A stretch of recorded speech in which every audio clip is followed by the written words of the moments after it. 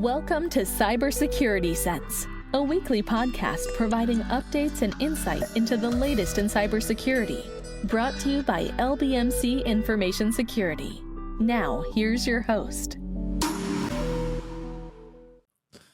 Good morning, everybody. Welcome back to another episode of Cybersecurity Sense. This is William Parks here with LBMC. Honestly, we have a really cool episode today for you guys. We're talking about some PCI topics with LBMC's very own Andy Kerr and Kyle Hinterberg, both of which are very experienced in the field, and they're going to share some great tips, tricks, and some great conversation really just around PCI and what PCI really is.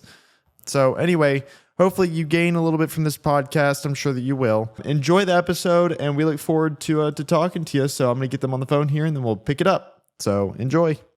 All righty. Good morning, Kyle. Good morning, Andy. Good morning. How's it going, you guys? You guys doing okay? Yeah. Good. All right. Well, so from what I understand, we're going to sit here and we're going to discuss some fun PCI things. To be honest, I can't say that I'm the most knowledgeable. So reaching out to both of you guys, actually, you guys reached out to me. It was probably the best thing that could have happened. Trying to bring more people into the PCI world. Right. Yeah. At PCI, everybody gets terrified because the sheer number of controls. Everybody starts freaking out, and oh my gosh, I could never tackle this. What am I going to do? It's like, what are we going to do? How are we going to cover it? Yeah. So I understand this correctly. You guys just went to, was it Toronto for a PCI conference recently? Is that what it was? Yeah, it's the North American PCI Community Meeting. So yeah, that was it usually, just like every other conference that you hear about, anything from Black Hat to this, it's always going to different locations and places depending. And this year it was in Toronto. Yeah. Right. Awesome. You guys had a good time there. I'm guessing we had quite a good showing there. I guess, what was it? 5 people, 6? Yeah. Quite a bit of us all went from the PCI team, and then had some business development team members all go up there.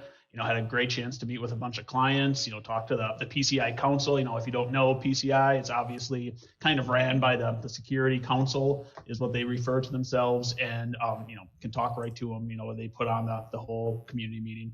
Right. Awesome. Well, cool. So having gone to this whole meeting and the gathering up in Toronto, there's got to be some takeaways, some things that we learned from this that honestly, I'm still trying to learn about it, but I know that we have a lot of people that listen to this that can probably gain some knowledge here. So I guess we'll just jump straight into some things that you guys feel like you want to share. So what changes are coming to in place with remediation, quote unquote? Well, and let's do a little bit of clarification. So the community meeting itself is not necessarily just about 4.0. Typically, it's about what QSA are seeing out in the field, different things that we've kind of encountered, questions we have for the council. But obviously, to your point, the big thing is with PCI 4.0 coming out, everybody wants to understand. Everybody wants to, hey, I don't understand this. What is this supposed to mean? And so you can go out there and read the document for yourself, but the key thing there is there are definitely some opportunities to talk to some of the PCI folks to get that clarification that most people wouldn't have gotten. Right. And so that's sort of kind of where the direction that we kind of took here is what is that we can get out of this that nobody else is getting from just reading 4.0. Ooh, I like that. There we go. Yeah, I was going to say, what the one of the big ones here was obviously the in place with remediation. That was a thing. If anyone's had a chance to look at 4.0, that was one of the new options. Historically, when it came to any PCI requirement, it was in place, it was not in place, it wasn't tested, or it wasn't applicable. And those are kind of your options. They, were playing around with, and they put into 4.0 in place with remediation. Basically, you had a problem, you resolved it before the end of the assessment. It's in place now, but you remediated, you fixed it. Like a good example, I think, of what they were maybe thinking would be, maybe during our assessment, we found a server that had a bad password policy. You identified that, we work with you, you fixed that password policy. It's all good now. That requirement was in place with remediation. However, kind of from what we heard, and Andy can probably fill into this too, I know he even had a chance to talk with the card brands. It sounds like people were thinking they were going to leverage this like specifically for ASV scans. That's obviously a big heavy hitter out there. You know, per the DSS, you need to have 4 quarterly ASV scans. And it sounds like people were maybe thinking that they'd be able to use this option to just not have to worry about that. And, you know, 3 ASV scans is good and you're in place with remediation. I don't know, Andy, if you want to kind of fill into that, because I know you had some of those conversations. Yeah, and I think the mistake that a lot of folks hit is, you know, for missing those scans, it's tough. All right, you know, Bob gets hit by a bus or goes to move to another company or whatever, and then if somebody drops the ball, what have we done? You know, right. ASV scans. And so essentially, I think some of the miscommunication that has happened for a lot of entities, and I know I've run into this, Kyle, I think you have too, is there's this misunderstanding that you can, if you miss a scan, that you can write a compensating control. And that the council has made very clear in 4.0, you cannot do that. You cannot, and that was in the documentation for 4.0. You miss a quarterly scan, you cannot write a compensating control and say for something that is supposed to happen in the past. So the question came up, well, originally when 4.0 came out, the in place with remediation per the council, per the training for 4.0, they're like, oh yeah, you can write this in place with remediation. You fixed it while you were there. And then Visa and the card brands, they were like, no, you cannot do this. And so I had a chance to talk to the card brands, and they're like, so we had to come out and say, no, that is not going to happen. You cannot write in place with remediation for something that was supposed to take place. So I asked them very directly, I'm like, so what is a company supposed to do? And they said, as a merchant, if a merchant has missed a quarterly scan somewhere throughout that previous year, then it is out of the QSA's hands. They need to reach out directly to their acquirer, to their bank, and say, listen, we have missed a scan. This is what happened. What do we do? Are you willing to accept that? And in addition to that, if you are a third-party service provider and you've missed a scan, then you need to be reaching out directly to one of the banks that you're associated with and one of the card brands to say, hey, we missed a scan. Our QSA is telling us we have a failing rock at this point, but the reason that this happened was because of A, B, C, D. Right. Then at that point, it's on them to be able to give that approval in order to get that squared away. And so the card brands really pushed hard back on this particular piece, and now the council's having to step back to the degree that the discussion at the community meeting is they're actually possibly in process of removing the in-place for remediation altogether. Not just for the ASV scans, but there were some additional pieces that kind of came out with, okay, well, if we fixed it, why do we even need to say anything? What's the purpose of that? And so there was definitely some discussion per the Q&A at the end of the community meeting to say, yeah, we're probably going to end up just removing this in place with remediation altogether. Okay, so it's just basically further clarification on what that kind of standard is. Yeah, and it's frustrating for companies to say, hey, well, so that's it. What if if our acquirer says no, then we can't. Our right. scans are gone. We're sunk. It's a tough place to be in. But I was glad that the council at the community meeting and the card brands made it very, very clear. This is what we're doing going forward. You cannot do this. You can do this, and it was crystal clear. Okay. And does this tie into anything with how organizations and individuals can participate with the council at all, or is that a totally separate topic? I'm assuming, or is that kind of just the showcase of, hey, we're here asking questions. Let's just clarify this further about what's going to go on with this specific standard, how this actually works.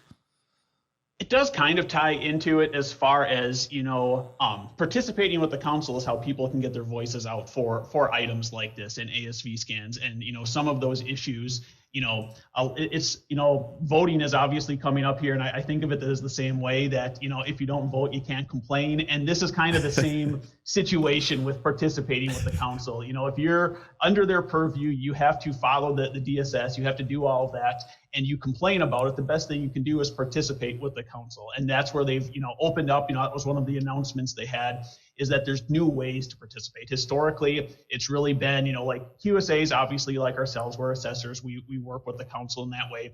But as far as merchants and other entities, they've just had to comply with it. And there was the option of being a participating organization, which allowed some input with the council. But now they've expanded that. So you have kind of your associate level and then your principal level participating organization have even more input, and even individual level for kind of like academics and other, people to directly work with it. So like on all of this ASV Scan stuff, if you have an issue with that or anything, in general, if you want to talk to the council and have input, leveraging some of these participating organization and participation options would definitely be the way to, possibly have a little say in that. Again, if you don't like it, try to change it. Awesome. Well said. Perfect. There we go. Yeah. So kind of talking, and this is a nice segue for the kind of partnerships that, Kyle was talking about. During the community meeting, so they went ahead and talked about some additional features that are kind of coming out in regards to ways that companies can dig into resources, partner up with the council, and just more clarification and feeling like that they're not all alone out there. And one of the big things is they're adding several different features to the PCI website.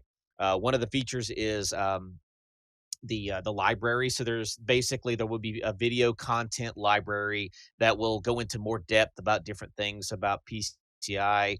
That was one particular feature. One of them was a job board. So they discussed this just briefly. They didn't go into a whole lot of details, but they did basically bring it up that if companies are looking for QSAs, that they're able to actually go on to the job board. So especially smaller companies that don't know where to begin. Nobody that has ever been compliant before. Hey, I don't even know where to start. So I've got a document library here. Then I've got a job board that I can try to find somebody that kind of help me through this. So this is just one more way that PCI is trying to bridge that gap in between those folks out there that are trying to be compliant and themselves. And so there was quite a few features that kind of came out there. I thought it was a really, really great. The new app that came out, the new PCI Council app.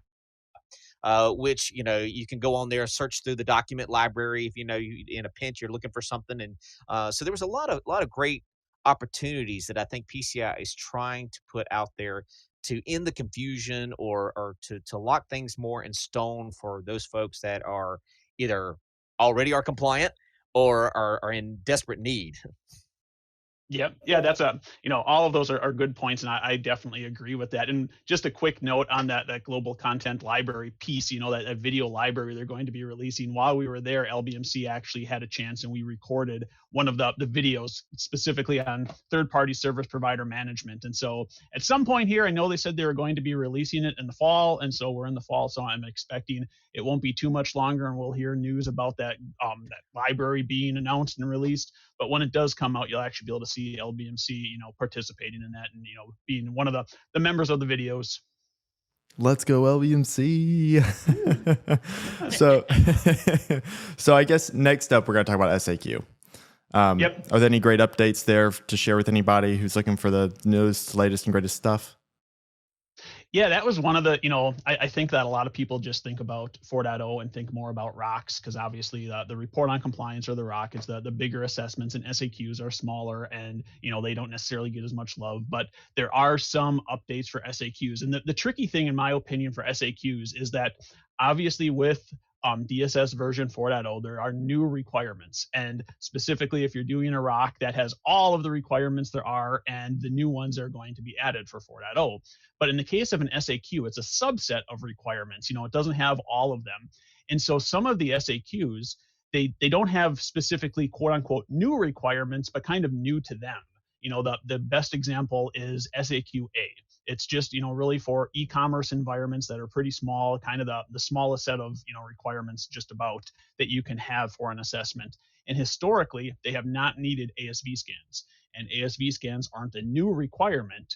But going forward with 4.0, SAQ-A assessments are going to need to have ASV scans. So just because you may not have brand new requirements, coming into play, if you have an SAQ environment, you are going to have to double check just to see if any of those, old requirements are now going to be applicable to your environment if you're leveraging an SAQ for your assessment.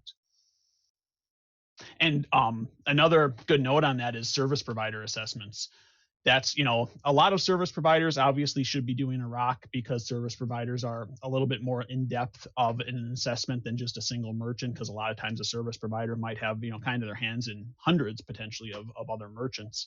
But there is an option, there always has been, for service providers to do an SAQ, but the SAQ for merchants, or for service providers, I should say, there's a specific one just for them, and it's been updated with 4.0 where, all of the SAQs have always just been checkboxes, in place, not in place, and that's kind of it for each of the requirements.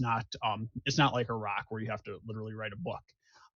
But going forward, the SAQD for service providers is actually going to require written responses. So it's not just, yes or no. It's yes, and tell us why this is a yes, or this isn't applicable and tell us why this isn't applicable. So it's not going to, it doesn't look like it's going to be as long at all as a ROC, but it's still going to be a lot more in depth and actually have written responses, which is something SAQs haven't had in the past. The key thing there is those folks that maybe have in the past have felt comfortable writing their SAQ themselves, because there is a little bit more of a response that's going to be required. This may be an opportunity for those that have said, okay, yeah, we can fill out our SAQ. Well, with 4.0, I'm a little uneasy about this, about writing these responses and what the council's looking for. Maybe we need to look at bringing in some help, which would bring in the job board, which would bring in more resources to kind of assist with that. Yeah. So as far as fixing a problem in the past, what would the difference in the customized approach and the compensating controls kind of be? Because I know that those two are there's a whole takeaway about it where they're customized, and the customized approach versus the compensating controls. And I honestly, personally, I don't understand what these are, but I know that this is a big deal for a lot of people. So how can this? What's the gist around this? So if you think about it like this, if a standard requirement, we'll take, for instance, case in point, let's say a unique username that you have to use to authenticate yourself. Okay, it's a very simplistic requirement. However, the customized approach really is meant for very mature entities that have a very mature environment. They're not just hitting the requirement, they're going above and beyond. So for instance, case in point, maybe they're not assigning each individual user a specific username. Maybe they're using a biometric instead. So it's, fingerprint or, retina scans or whatever. It is yes. Is it a username? No, it's not a username, but it is something that is unique. It is meeting the intent of what PCI is something that is specific to that person. So what the customized approach is a whole new, be careful with my wording here. A requirement is essentially written for this. It is a testing procedure that is meant to be written for the custom this custom requirement that is meeting the intent, if that makes sense. And the difference in between the customized approach and the compensating control, a compensating control is somehow or another, whether that's technological or business, the ball was dropped. Something got missed. Something bad happened. We did not hit that requirement. So and I think that's the big thing, is that there's some confusion in between that. The compensating control is we missed it, but we had these other things that kind of filled the gap, even though we kind of dropped the ball on this one particular thing. The customized approach is we're going above and beyond, and we had to essentially write this up, and the QSA, we're using a QSA to kind of help us write the testing procedures and all this stuff for us in order to be able to make this happen. Yeah, hopefully that clears that up. Probably a good example, Will, that might make more sense to you, too, would be like, within PCI, you need to do your annual pen test. That's one of the requirements that's always been there. You need to do a pen test, and that's, what would be referred to as the defined approach. That's just the standard approach, like the way you need to take it. But maybe you have a service where you have, like mini pen tests, or kind of a pen testing as a service type capability, where you don't have an annual pen test, but you're constantly being probed with, pen test like, services, and you're leveraging that instead of your annual pen test. And so do you have an annual pen test that hits everything? Not exactly, but are you pen testing and kind of meeting the objective?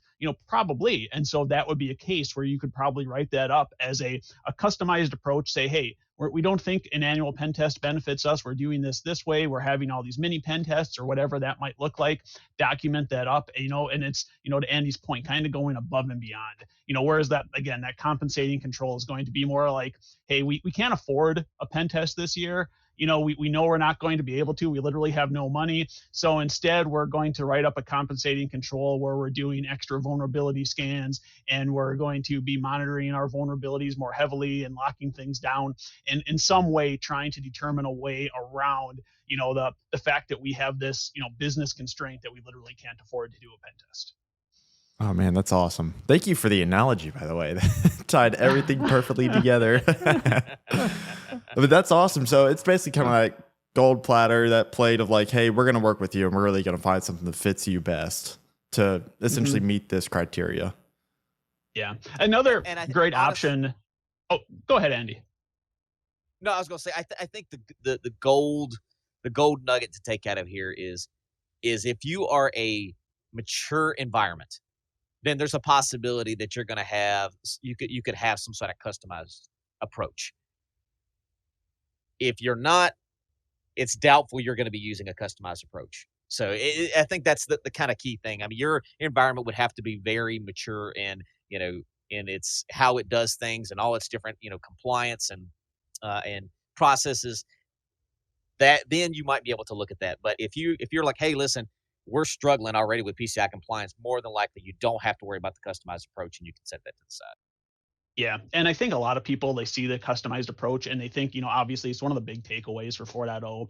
But realistically, my general guidance to, my clients is don't worry about it. You don't really have to even think about it. If it ever comes to a point where it's like, hey, this requirement, is kind of the minimum in a sense, in our opinion, we're doing all this better, then we can talk about it, and maybe it makes sense to, lay out a customized approach. But really, I'm guessing, 9 out of 10 people who have to, follow the PCI are not going to worry about that customized approach, and it's never going to come into them. And just one other great example of where, one of the more likely places it may come in is, maybe someone is following high trust as well as PCI. And it's like, for our physical security or something like that, we have all of these high trust controls already defined.